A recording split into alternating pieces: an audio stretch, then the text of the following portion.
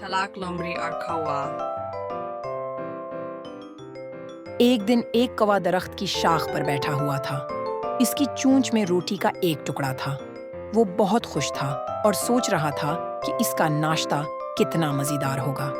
इसी वक्त एक चालाक लोमड़ी ने उसे देखा।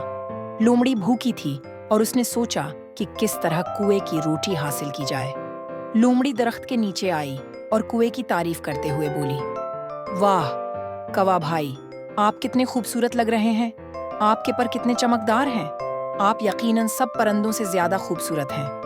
कौवा ये तारीफ सुनकर खुश हो गया, लेकिन उसने कुछ नहीं कहा। लोमड़ी ने आगे कहा, और आपकी आवाज तो सबसे ज्यादा मीठी है। काश मैं आपका गाना सुन सकती।